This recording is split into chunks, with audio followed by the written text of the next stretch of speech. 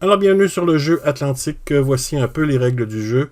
Comment jouer à cette activité pédagogique. Alors tout d'abord, il faut vous connecter. Okay? Donc pour pouvoir jouer au jeu, vous devez être connecté. Alors cliquez sur le bouton se connecter en haut. Vous pouvez vous connecter avec Google en utilisant votre compte personnel ou en utilisant votre compte éducatif. Dans les deux cas, il n'y a pas de problème. Ou si vous ne voulez pas vous connecter avec Google, vous pouvez toujours vous connecter avec votre courriel et un mot de passe. En ce moment-ci, vous cliquez sur créer un compte, vous choisissez, vous écrivez votre nom, votre courriel, les mots de passe. Dans les deux cas, ça fonctionne de la même manière. Le plus simple, si vous le voulez ou si vous le pouvez, c'est de vous connecter avec Google. Je vous encourage à le faire. Donc, c'est ce que je vais faire de mon côté. Une fois que vous êtes connecté, vous pouvez lancer une partie ou aller consulter la banque de paquets ou créer un paquet. On reviendra plus tard à comment créer un paquet dans une autre vidéo. Alors, on va tout simplement lancer une partie. Alors, quand on commence une partie, on a l'option de commencer une nouvelle partie ou de reprendre une partie qui a été commencée. Donc, si vous avez commencé une partie avec un groupe, la cloche a sonné, vous pouvez enregistrer la partie pour la reprendre plus tard. Dans ce cas-ci, on va commencer une nouvelle partie. C'est là que vous choisissez vos paquets. Il y a deux paquets, okay, ça vous permet d'avoir deux questions qui ont des catégories différentes ou qui ont des sujets différents ou des niveaux de difficulté différents, c'est à vous de choisir. Donc, dans ma pile rouge, je vais aller choisir une des activités qui existent, donc un paquet ou une pile qui existe déjà. À noter que vous pouvez mettre des paquets comme favoris. Okay. Donc, si vous voulez voir uniquement les paquets qui ont été mis en favoris, vous cliquez sur favoris. Okay. Donc, mettons, je vais aller avec l'histoire. Okay. Vous pouvez également filtrer les paquets par matière et vous pouvez les filtrer par niveau également. Okay. Donc, mettons, je suis un prof d'histoire. Je vais aller poser des questions sur l'histoire de 1840 à 1945 pour la pile rouge et de 1945 à aujourd'hui pour la pile bleue. On continue. Nos piles de questions ont été choisies. J'ai divisé ma classe en combien d'équipes? Alors, disons que j'ai divisé ma classe en 4 équipes. Et c'est ici que chacune des équipes peuvent choisir un nom.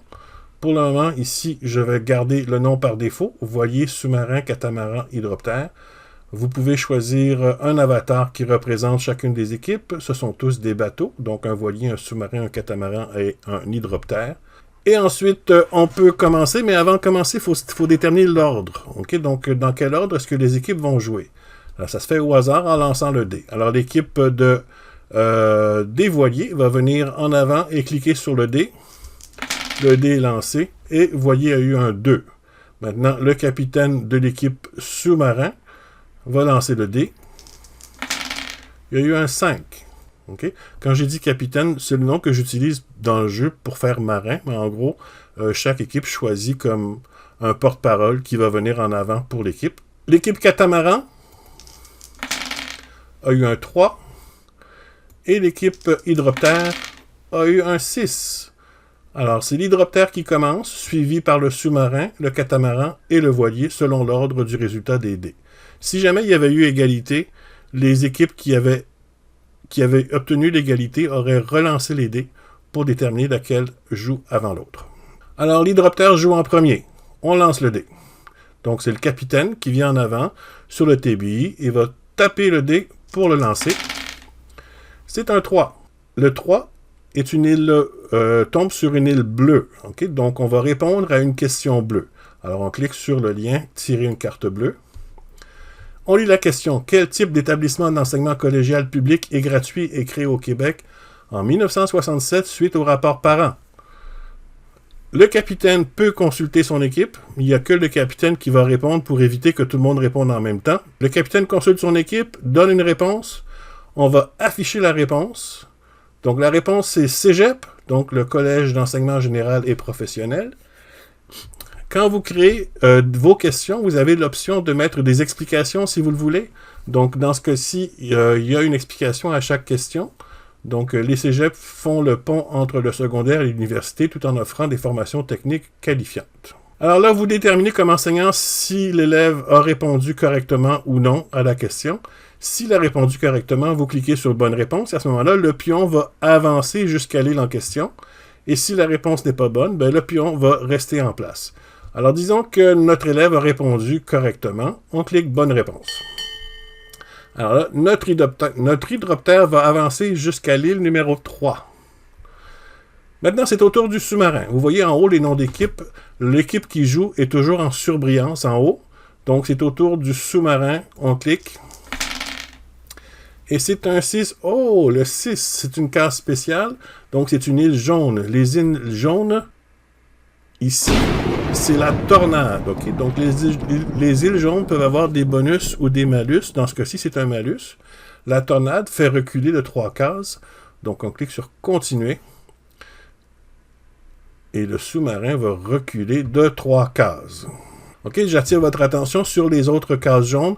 Vous avez ici un courant favorable. Okay? Donc, vous avez un courant qui pousse votre bateau. Quand on tombe sur cette case-ci, ça nous permet de rejouer. Okay? Donc, on relance le dé une autre fois. Vous avez également celui-ci, ici, qui est un vent favorable. Ici, vous voyez, ça fait plus 2. Donc, les îles qui ont un vent favorable fait avancer le pion de 2 cases supplémentaires. Et vous avez également, le brouillard fait sauter un tour. Donc, le tour suivant, l'équipe ne pourra pas jouer au tour suivant. Okay? Donc, ça, c'est les cases qui ont des bonus et des malus. On continue. C'est le catamaran qui joue avec une case rouge. En quelle année le Canada déclare-t-elle la guerre à l'Allemagne? On écoute la réponse du joueur, on affiche la réponse, et on détermine si c'est la bonne ou la mauvaise réponse. Disons que c'est la bonne réponse encore. Et maintenant, c'est au tour du voilier. On continue à jouer comme ça, chaque équipe prend son tour. Encore pas chanceux, il tombe encore sur le volcan, donc il va reculer de 3 cases. La case 3 va commencer à être occupée. Alors, remarquez qu'il y a des effets spéciaux, des effets sonores dans le jeu. Vous pouvez toujours, si ça vous fatigue, couper le son. Okay, vous avez un bouton son en haut que vous pouvez appuyer et désactiver le son. On continue à jouer. On tire une carte bleue, c'est l'équipe hydroptère. Lit la question, écoute la réponse, on affiche la réponse. Alors disons que c'est encore la bonne réponse. L'hydroptère avance jusqu'à la case 5 et c'est au tour de l'équipe suivante. On continue comme ça, ainsi de suite. Aha! On est tombé sur un trésor. Donc, il y a 20% de chance, donc une chance sur 5 de tomber sur un trésor. Il existe 6 trésors, je vous les expliquerai tout à l'heure. Donc, vous avez les trésors, c'est toujours des bonnes choses. Il n'y a jamais des mauvais trésors. Certaines sont défensives. Certains trésors sont défensifs et d'autres, je pense qu'il y en a une qui est plus offensive. Donc, dans ce cas-ci, c'est la boussole. La boussole permet de relancer le dé. Ça peut être utilisé n'importe quand. Ça n'a pas besoin d'être utilisé maintenant. Donc, on peut la conserver pour plus tard. Donc, on clique sur « Continuer ». Et également, quand une équipe tombe sur un trésor, il n'y a pas de question. Son embarcation avance automatiquement jusqu'à l'île en question. Et le trésor est venu s'épingler à son équipe ici. Alors, vous voyez ici que l'équipe hydroptère, il y a une boussole d'épinglée en dessous de l'étiquette hydroptère. Alors, on va continuer à jouer.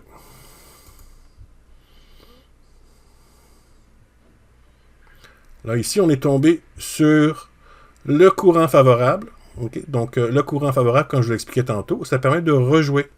Alors, l'équipe sous-marin peut relancer le dé et jouer une autre fois.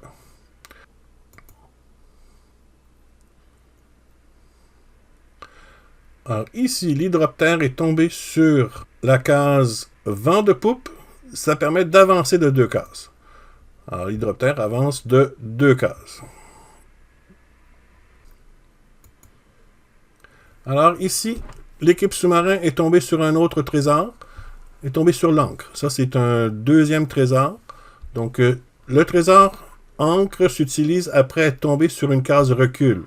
Donc, si jamais le sous-marin tombe sur une case qu'il fait reculer, il peut activer l'encre et rester en place et ne pas reculer. Hydroptère. Ah, l'hydroptère est tombé sur une autre carte de trésor. le gouvernail. Et le gouvernail permet de garder le cap et d'annuler le malus de la case brouillard. Donc, si jamais l'hydroptère tombait sur brouillard, il pourrait activer le gouvernail pour ne pas perdre son tour suivant.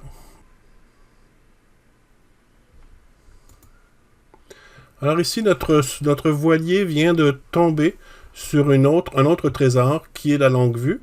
La longue vue offre le droit de rejeter une question jugée trop difficile et d'en piger une nouvelle dans la même pile. Il ne peut pas changer de couleur. Donc ici, il est tombé sur une carte rouge. Et ça lui permet de changer de question et d'aller chercher une autre carte rouge. Alors ici, c'est à l'hydroptère à jouer. Il y a eu un 6. Donc 1, 2, 3, 4. Okay? Donc le 6 lui permet d'atteindre l'arrivée. On n'a pas besoin d'avoir le nombre exact sur le dé. Pourvu que vous arriviez à l'arrivée, vous avez terminé. Sauf que la condition pour pouvoir gagner, il faut absolument répondre correctement à chacune des deux questions. Une question rouge et une question bleue. Okay? Dès qu'il y en a une des deux qui est répondue incorrectement, l'embarcation reste sur place. Par exemple, si on va répondre à une question rouge et qu'il n'a pas donné la bonne réponse, ben là, il ne lui demande même pas la deuxième question parce qu'il faut répondre aux deux pour pouvoir avancer. Alors ici, l'hydroptère vient de lancer son dé. Il y a eu un 2. L'hydroptère a la boussole. Okay? La boussole, ce que ça permet de faire, ça permet de relancer le dé. Alors ici, si l'hydroptère voulait, il est à 4 cases de terminer. Okay? Donc, il pourrait relancer le dé pour espérer d'avoir un 4. Alors, on va faire ça. On va faire relancer le dé. Puis là, il y a eu un 5. Donc, vous voyez que la boussole a été utilisée. Elle n'est plus là. Elle ne pourrait plus, en principe, la rejouer. Alors ici, le voilier vient d'obtenir le Kraken. Le Kraken, c'est une carte offensive. Okay? Donc, au prochain tour, il ne peut pas la jouer tout de suite. Au prochain tour, il va pouvoir jouer le Kraken. Et ce que ça fait, le Kraken, il choisit l'équipe et il choisit la couleur de la question. Et l'équipe doit répondre correctement à la question. Et si jamais l'équipe ne répond pas correctement à la question, elle recule de 4 cases. Okay? Donc maintenant, le voilier a une carte offensive qu'il pourra utiliser au prochain tour. Maintenant, le sous-marin a découvert un deuxième trésor, la bouée. La bouée permet de changer la couleur de la question. Alors, si une équipe redoute le paquet rouge, elle peut décider d'aller chercher une question bleue à la place. À noter qu'il ne peut pas voir la question avant. C'est dès qu'il atterrit sur la case qu'il peut décider s'il veut changer la couleur de la question. Okay?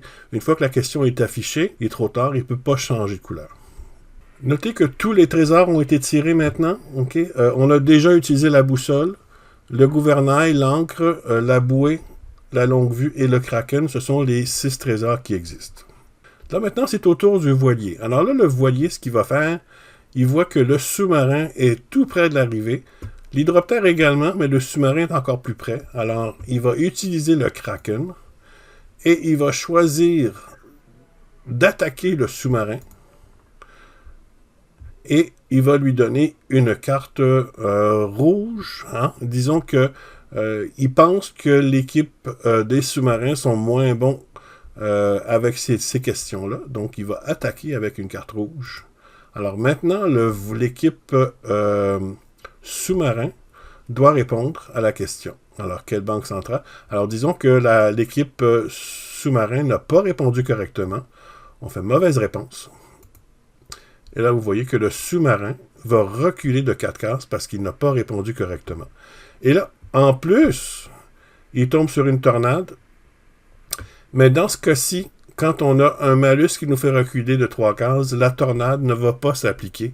La tornade ne va pas s'additionner au malus qu'il vient d'avoir. Alors, le voilier n'a toujours pas joué. Il a utilisé son kraken, mais il n'a pas joué. Alors maintenant, c'est à son tour de lancer le dé.